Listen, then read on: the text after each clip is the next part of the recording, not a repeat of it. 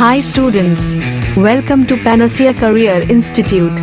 For many more useful sessions, please subscribe to this channel and press the like button.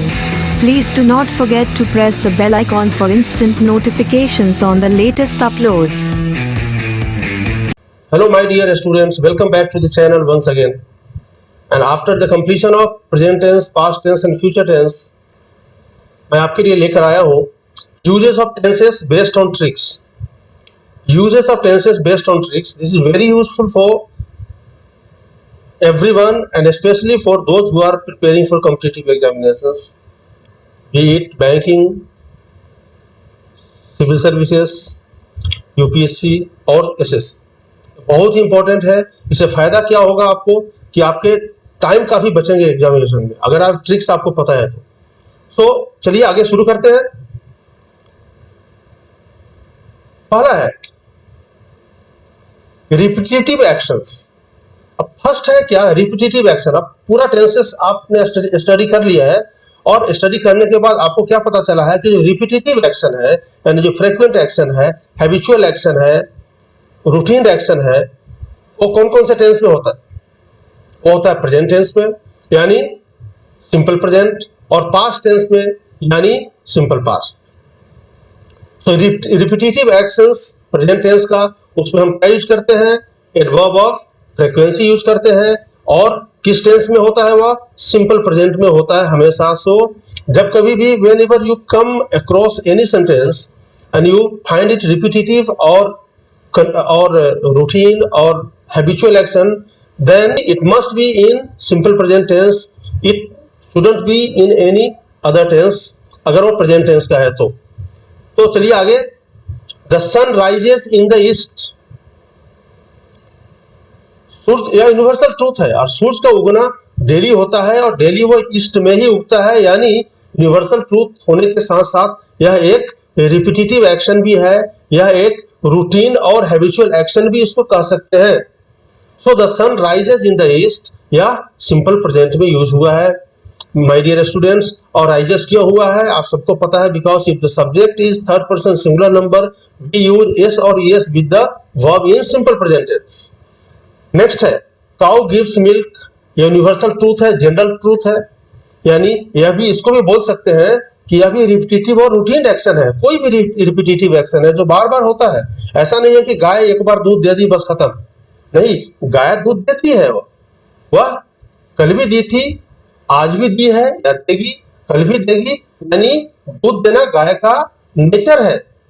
So it is a universal truth और इसको हम simple present में लिखेंगे. सो पहला है I get up at 6 o'clock.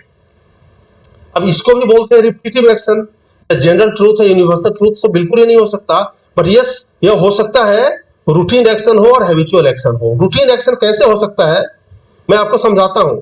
जब आप सोने जाते हैं और सुबह 6 बजे का अलार्म सेट करते हैं आप घड़ी में और फिर घड़ी का अलार्म बजता है और आप उठते हैं तो that becomes a routine action because getting up at 6 o'clock is your routine. So that becomes a routine action. But जब आप घड़ी का अलार्म सेट नहीं करते हैं और अपने आप खुद आपकी नींद सुबह 6 बजे खुल जाती है प्रतिदिन, तो that is not your routine action but that is your habitual action because that is your habit. तो इस सबको ये जितने भी है routine action, habitual action, general truth, universal truth जितने भी है, चाहे उसमें एडवर्ब ऑफ फ्रीक्वेंसी हो या ना हो, उसको हमेशा हम सिंपल प्रेजेंट में लिखेंगे. I meet my friends twice a week. हर हफ्ते 2 बार मैं अपने फ्रेंड से मिलता हूं. यानी यह क्या है, यह एक फ्रीक्वेंट एक्शन है यानी फ्रीक्वेंटली मैं अपने दोस्तों से मिलता हूं. कब कब मिलता हूं, हफ्ते में 2 बार मिलता हूं. आप बोलते हैं कि मैं अपने दोस्तों से मिलता हूं तो कोई पूछ सकता है कब कब मिलते हो, तो वो जो कब कब का आंसर है that is adverb of frequency. हमेशा ध्यान में रखना कि कब का आंसर को बोलते हैं एडवर्ब ऑफ टाइम, लेकिन जब बोलते हैं कब कब उसका आंसर होता है adverb of frequency. So I meet my friends. When you say I meet my friends then somebody may ask you how often यानी कब कब. You can say I meet my friends every day, I meet my friends once a week I meet my friends, twice a week I meet my friends, every week वगैरह। So next, अब number 1 आपका complete हो गया। Repetitive action of present tense that is written in simple present tense. और simple present tense में हम क्या use करते हैं? Adverb of frequency. जरूरी नहीं है कि एडवर्ब ऑफ फ्रीक्वेंसी यूज करें ही, क्योंकि अगर हम बोलते हैं कि the sun rises in the east तो कोई पूछेगा नहीं कि कब कब उगता है, भाई डेली उगता है। यह यूनिवर्सल ट्रूथ है। इसलिए अब चलिए नेक्स्ट पे आते हैं। दूसरा repetitive action, frequent action, habitual action, routine action, वो पास्ट टेंस का है। सो दो ऐसे टेंसेस है जहां पर इस तरह का एक्शन यूज किया जाता है। अब उसमें क्या होता है कि adverb of frequency, my dear students, इसमें मेंशन करना बहुत जरूरी है। मैंने सिंपल प्रेजेंट में मैंने बोला है कि यूज नहीं भी करोगे तो चलेगा। तो because by default simple present use ही होता है रिपीटिटिव एक्शन के लिए, फ्रीक्वेंट एक्शन के लिए, एक एक्शन के लिए जो बार बार होता है। लेकिन जो सिंपल पास्ट का यूज हम सिर्फ रिपीटिटिव एक्शन के लिए नहीं करते हैं, बल्कि वन कंप्लीटेड एक्शन के लिए भी करते हैं, जो मैं ऑलरेडी आपको बता चुका हूं। पास्ट का वन कंप्लीटेड एक्शन, उसमें हम क्या करेंगे? सिंपल पास्ट यूज करेंगे। उसमें क्या होगा? एडवर्ब ऑफ टाइम यूज होगा पास्ट का।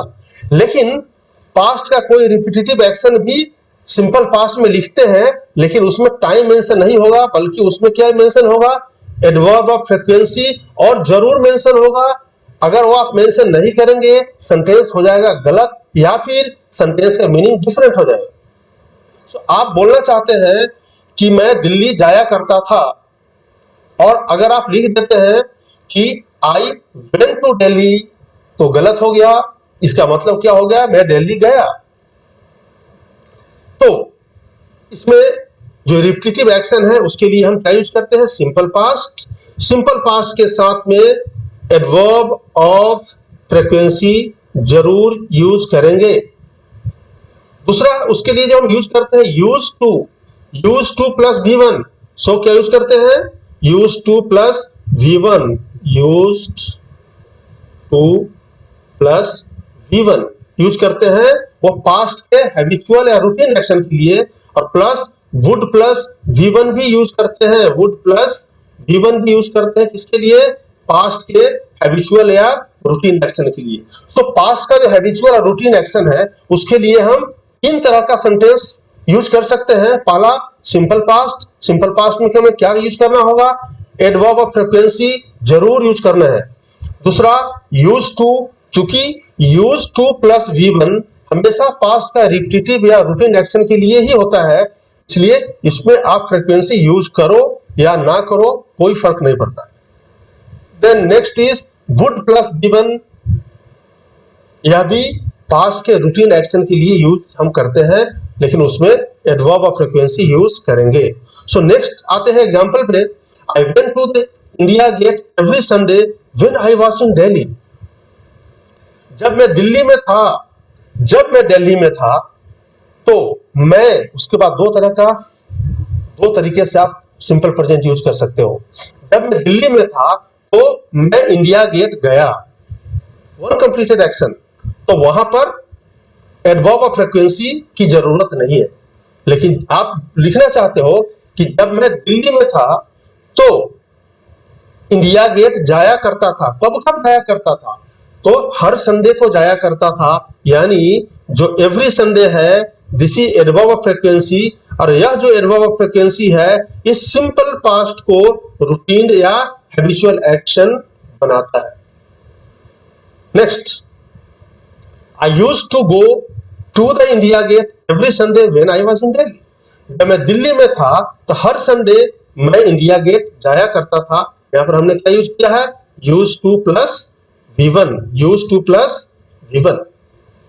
अदरवाइज आप ये भी यूज कर सकते हो, I would go to the India Gate every Sunday when I was in Delhi, यानी वुड प्लस V1 उसके साथ एडवर्ब ऑफ फ्रीक्वेंसी भी पास्ट का रूटीन या हैबिचुअल एक्शन बनाता है। So I suppose you are clear. Am I clear to you? Okay. So हमने अभी तक दो ट्रिक्स हमने बताया है, repetitive action of present time, repetitive action of past time. चलिए नेक्स्ट आते हैं। 2 कंप्लीटेड पास्ट एक्शंस, पास्ट का 2 कंप्लीटेड एक्शंस, वेरी इंपॉर्टेंट, बहुत इंपॉर्टेंट है। मैंने आपको पास्ट परफेक्ट टेंस पढ़ाते वक्त मैंने आपको यह बताया था, लेकिन फिर भी आप इसको समझ लीजिए अच्छी तरह से। जब पास्ट का 2 कंप्लीटेड एक्शन है, एक के बाद दूसरा, एक के बाद दूसरा, यानी एक के पहले दूसरा खत्म हो गया था, एक के बाद दूसरा खत्म हो गया था वगैरह, तो वहां पर हम क्या करेंगे, जो पहला एक्शन हुआ, जो पहला एक्शन पूरा हुआ, फर्स्ट कंप्लीटेड एक्शन को हम पास्ट परफेक्ट में लिखेंगे और सेकेंड कंप्लीटेड एक्शन को हम सिंपल पास्ट में लिखेंगे। मेरे प्यारे बच्चों, आइए एग्जांपल देखते हैं। He had finished the work before I came for his help. अब यहां पर देखिए 2 एक्शन हुआ है पास्ट में, काम का भी पूरा हो गया है, काम भी पूरा हो गया है और मैं उसके हेल्प में आया भी। 2 एक्शन कंप्लीट हो गया है यहां पर पास्ट में। लेकिन अब देखिए कि पहले कौन सा कंप्लीट हुआ, तो उसका काम का खत्म करना पहले कंप्लीट हुआ और मेरा उसके पास मदद के लिए पहुंचना बाद में कंप्लीट हुआ। यानी जो पहले कंप्लीट हुआ वह पास्ट परफेक्ट होगा और जो बाद में कंप्लीट हुआ वह सिंपल पास्ट में होगा। The sentence is correct. Next, when I reached his house he had already left for Mumbai. यानी मेरा उसका घर जाना हुआ, मेरा उससे घर पहुंचना हुआ, एक कंप्लीटेड एक्शन, और दूसरा उसका मुंबई के लिए रवाना होना हुआ, दूसरा कंप्लीटेड एक्शन। यानी पास्ट में 2 कंप्लीटेड एक्शन हुआ। मैं उसके घर गया, वह मुंबई के लिए निकल भी पड़ा, लेकिन पहले कौन सा हुआ, पहले हुआ उसका मुंबई का निकलना, घर तो मैं बाद में पहुंचा। तो जब मैं उसके घर पहुंचा तो ऑलरेडी मुंबई के लिए निकल चुका था। यानी जो एक्शन पहले हुआ वह होगा पास्ट परफेक्ट में he had already left for Mumbai, और दूसरा एक्शन होगा simple past when I reached his house.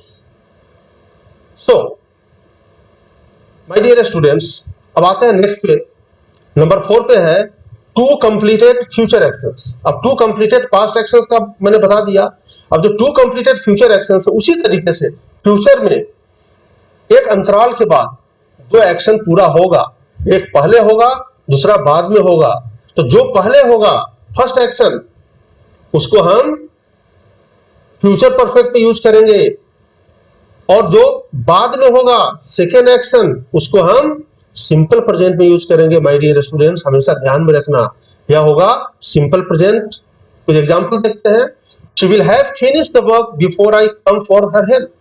मेरा उसके पास मदद के लिए पहुंचने से पहले वह अपना काम पूरा कर चुकी होगी। यानी पहले कौन सा एक्शन होगा, उसका काम का पूरा होना पहले होगा और मेरा पहुंचना बाद में होगा। तो जो पहले होगा वह क्या होगा, फ्यूचर परफेक्ट, और जो बाद में होगा वह होगा सिंपल प्रेजेंट।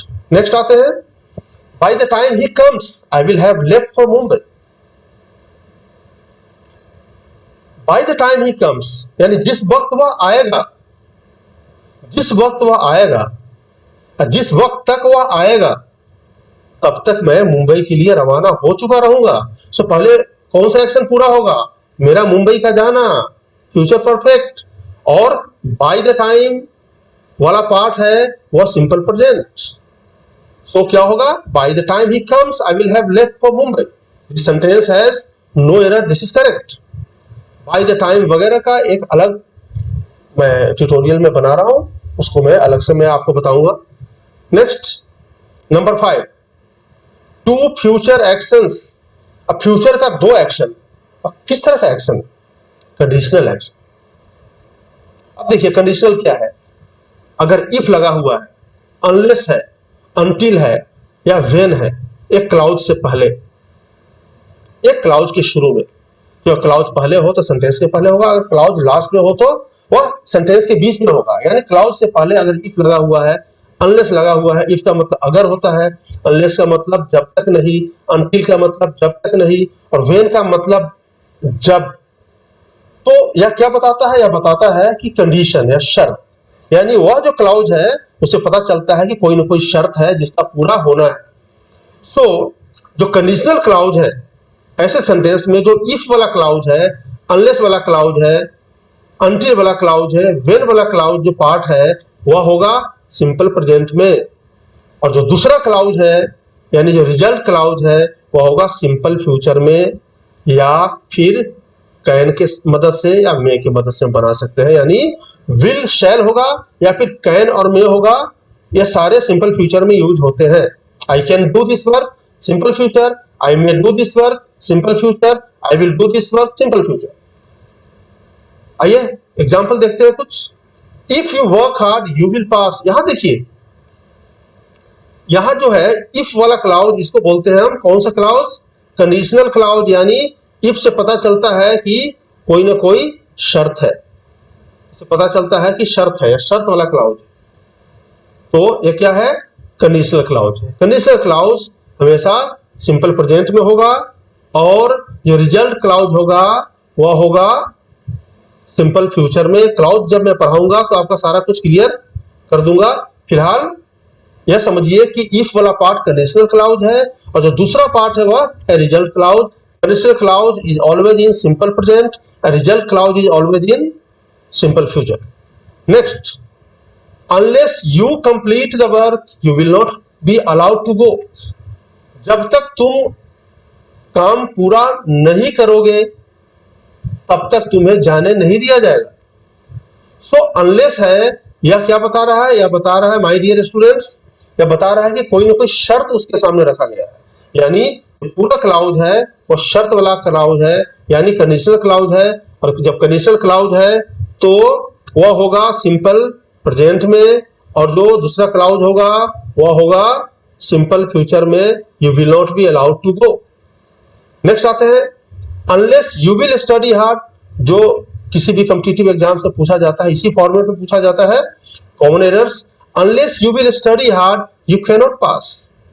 अब यहां पर देखिए, जो अनलेस वाला पार्ट है यह कंडीशनल पार्ट है, यानी यह कंडीशनल कंजंक्शन है, और यह जो पूरा बनाता है क्या बनाता है, यह बनाता है कंडीशनल क्लाउज बनाता है।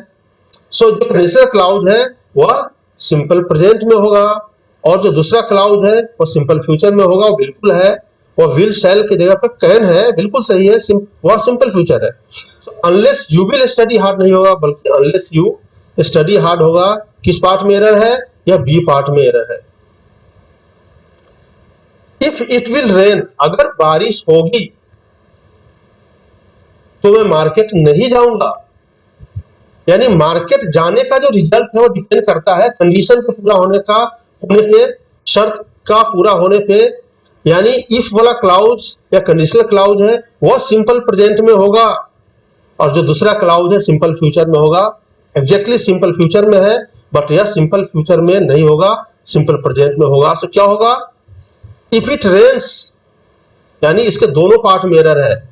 इफ विल नहीं होगा, और यहां पर रेन की जगह पे रेन्स होगा, सिंपल प्रेजेंट होगा। So if it rains I will not go to market. Next, number 7 में आते हैं, टू साइमल्टेनियस एक्शंस। साइमल्टेनियस का मतलब क्या समझते हैं आप, जो एक साथ होना।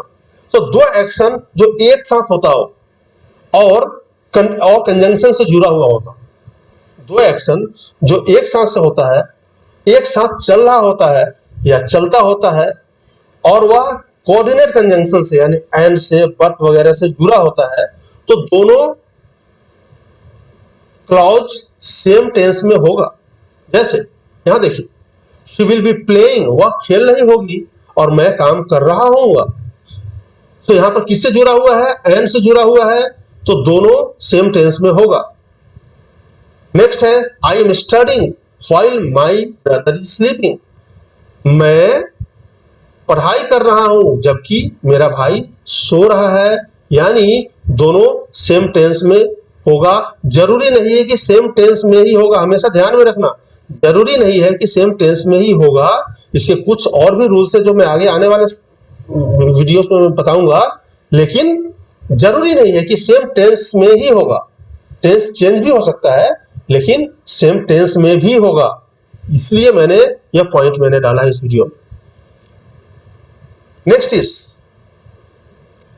Sorry this is not 6, this is point number 8। तो past to present action, this is very important. Past to present action हमेशा हम अभी तक जो पढ़े हैं वो क्या पढ़े हैं? Present to past, present to future, present to past या प्रेजेंट टू फ्यूचर या फ्यूचर टू प्रेजेंट हमने पढ़ा है, बट हमने पास्ट टू प्रेजेंट हमने नहीं पढ़ा है। So this is called past to present action, this is very important. तो पास्ट टू प्रेजेंट एक्शन में क्या होता है कि एक एक्शन जो पास्ट में पूरा हुआ, एक एक्शन जो पास्ट में पूरा हुआ और उसका प्रभाव अभी प्रेजेंट तक है, उसका प्रभाव प्रेजेंट तक है, उसको बोलते हैं पास्ट टू प्रेजेंट एक्शन। या कैसे होता है बता रहा हूं। जो पहला एक्शन जो कंप्लीट हो गया है उसको हमेशा हम पास्ट टेंस में लिखते हैं, यानी सिंपल पास्ट में लिखते हैं। उसके साथ क्या यूज होता है? सिंस होता है या एवर सिंस यूज होता है। उसके साथ हम क्या यूज करते हैं? Simple past tense. बच्चों क्या यूज करते हैं? सिंपल पास्ट टेंस यूज करते हैं। और जो सेकेंड कंप्लीटेड जो एक्शन होता है वह क्या होता है? या तो सेकेंड कंप्लीटेड होता है या फिर सेकेंड कंटिन्यूअस एक्शन होता है। वह होता है प्रेजेंट टेंस में। किस टेंस में? प्रेजेंट टेंस में। यानी या तो होगा सिंपल प्रेजेंट टेंस, या होगा प्रेजेंट परफेक्ट, या होगा प्रेजेंट परफेक्ट कंटिन्यूअस टेंस। तो इसको हमेशा ध्यान में रखना है। अब एग्जांपल आते हैं इसको। I would like to repeat it once again. Past to present action के लिए हम क्या करते हैं? जो पहला एक्शन जो कंप्लीट हुआ उसको हम पास्ट टेंस में डालेंगे और उसके साथ हम सीन से एवर सिंस यूज करेंगे और उसको हम सिंपल पास्ट में यूज करेंगे।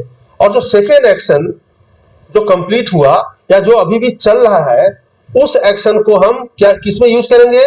सिंपल प्रेजेंट में यूज करेंगे, या प्रेजेंट परफेक्ट में यूज करेंगे, या प्रेजेंट परफेक्ट कंटिन्यूअस में यूज करेंगे। आइए एग्जांपल पे नजर डालते हैं। I have been writing this letter ever since he left. जब से वह गया, यहां से गया, तब से मैं लेटर लिख रहा हूं। यानी पास्ट टू प्रेजेंट है, यानी वह गया और पास्ट की बात है, उसको हम सिंस एवर सिंस के बदल से हमने सिंपल पास्ट में लिखा है। और जो दूसरा एक्शन अभी पूरा नहीं हुआ है, अभी चल रहा है, उसको हमने प्रेजेंट परफेक्ट कंटिन्यूअस में लिखा है। Sentence is correct. Next, what have you been doing since I met you last. पिछले बार जब मैं आपसे मिला, पिछले बार जब मैं आपसे मिला वो सिंपल पास्ट में होगा। कब से आप क्या कर रहे हैं? पिछले बार जब मैं आपसे मिला वो सिंपल पास्ट होगा। और तब से आप क्या करें? तब से एक एक्शन कंटिन्यूअसली चला रहा है वो होगा प्रेजेंट परफेक्ट कंटिन्यूअस। पिछले बार जब मैं आपसे मिला तब से आप क्या कर रहे हैं, यानी पिछले बार जब मैं आपसे मिला वो होगा सिंपल पास्ट सिंस के मदद से। और जो दूसरा एक्शन होगा वो पूरा नहीं हुआ है बल्कि अभी भी चल रहा है, present perfect continuous. Next is I have not seen Ram ever since we met in Mumbai last year. यानी जब से मैं राम से मुंबई में मिला लास्ट ईयर जब मैं राम से मुंबई में मिला तब से मैंने उसे नहीं देखा है। यानी राम का मेरा मिलना जब मुंबई में हुआ लास्ट ईयर वो होगा सिंपल पास्ट में।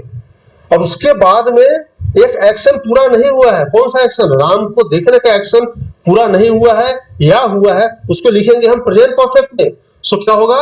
आई have not seen Ram ever since we met in Mumbai last year. या क्या होगा? Ever since I met Ram in Mumbai last year I have not seen him. तो आप पहले भी कर सकते हो क्लाउज को और बाद में भी कर सकते हो। Next is my grandma doesn't go for a walk ever since she fail at the bus stop. जब से मेरी ग्रैंडमा बस स्टॉप पे गिरी तब से वह टहलने नहीं जाती है। यानी सिर्फ प्रेजेंट परफेक्ट ही नहीं, दूसरा एक्शन सिर्फ प्रेजेंट परफेक्ट ही नहीं, प्रेजेंट परफेक्ट कंटिन्यूअस ही नहीं, बल्कि सिंपल प्रेजेंट भी यूज होता है। यानी इस केस में क्या हुआ है कि ग्रैंडमा बस स्टॉप पे गिरी, वह सिंपल पास्ट हुआ, पास्ट की बात है, सिंस के मदद से हमने सिंपल पास्ट में यूज किया है। और दूसरा एक्शन क्या पूरा हुआ है नहीं हुआ है ऐसा नहीं है, या अभी तक चल रहा है ऐसा भी नहीं है, बल्कि नहीं होता है या होता है। क्या नहीं होता है? टहलने जाना नहीं होता है, यानी मेरी ग्रैंडमा टहलने नहीं जाती है। सो यहाँ पर सिंपल पास्ट भी हम यूज कर सकते हैं। So thank you very much viewers and my dear students. अब मुझे उम्मीद है कि यह जो ट्रिक्स है आपको अच्छा लगा होगा और इस ट्रिक्स को आप बार बार देखेंगे। बेहतर है इस वीडियो को डाउनलोड करके इस ट्रिक्स को आप देखना, इससे वेरी यूजफुल वीडियो। और मुझे उम्मीद है कि इससे काफ़ी आपको बेनिफिट मिलेगा कॉम्पिटिटिव एग्जाम्स में। इस ट्रिक्स की मदद से आपके काफ़ी समय बचेंगे, यानी आपको कंफ्यूजन नहीं रहेगा कि मैं इस टेंस को यूज करूँ या इस टेंस को यूज करूँ, कौन सा टेंस होगा, कौन सा टेंस मुझे यूज करना चाहिए वगैरह वगैरह। तो आपका सारा कुछ क्लियर रहेगा। Thank you very much and stay tuned for the next video. Thank you and wish you all the best.